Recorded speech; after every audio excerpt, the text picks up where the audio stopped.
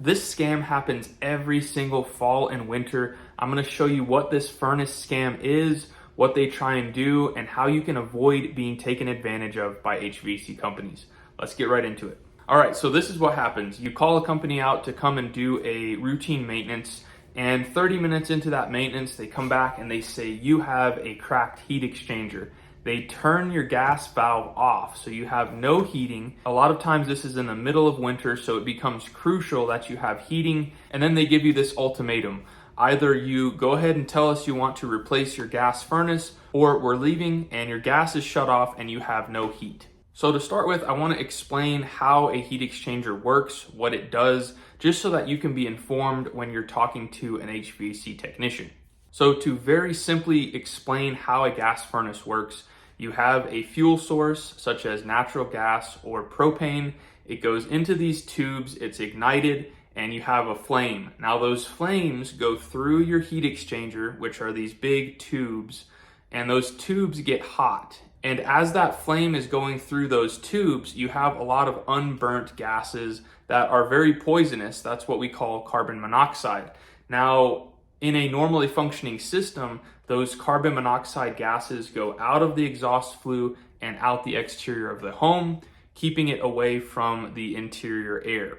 Now, what can happen over years of use and short cycling and things of that nature is you can develop a crack in the heat exchanger. Now, if you have a cracked heat exchanger, what will happen is carbon monoxide will leak into the air that's being distributed through the home. Now, I don't want you to take this lightly because this is a real thing that happens. Heat exchangers do actually crack, but this really emphasizes the importance of having a carbon monoxide or multiple carbon monoxide detectors in your home. Not only just having a carbon monoxide detector, but having a carbon monoxide detector that actually has a display that shows you the parts per million. A lot of people don't even know that this exists, but this is a combination smoke and carbon monoxide detector, as you can see there, and it has the parts per million. So a lot of the carbon monoxide detectors that you'll find do not have a display, and they will alarm when it gets to like 100 parts per million, which still isn't really unsafe. You definitely need to know that it's there, but you're not gonna like pass out from 100 parts per million. But this will actually show you if there's a lower count. If you have a slight crack in the heat exchanger that's not quite dangerous, but you need to take action, this will tell you. As long as you have functioning carbon monoxide detectors in your home, you are safe, and you don't have to buy into what these technicians are saying, that this is extremely unsafe, we're turning it off, you should under no circumstances turn the gas back on.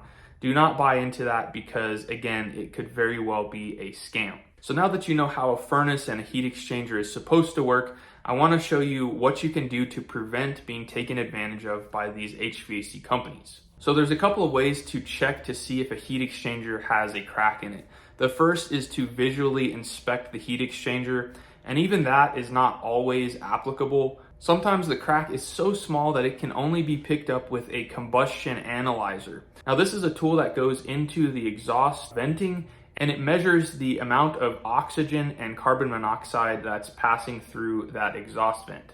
So if you didn't see a technician put anything in the exhaust vent and they have no proof that they did, the odds of them telling the truth is pretty slim. The other part of this scam is when you ask them to show you a picture of that crack, they pull up a picture on their phone, and a lot of times, guess where that picture was found?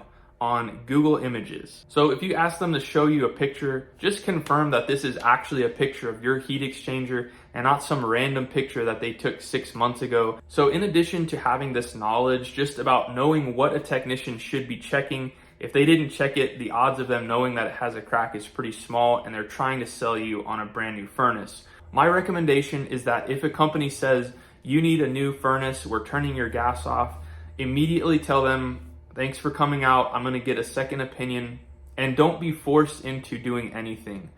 They will try and pressure you saying that this is extremely unsafe, we're turning it off, it's 20 degrees outside, but don't buy into that because 90% of the time, it is not the truth.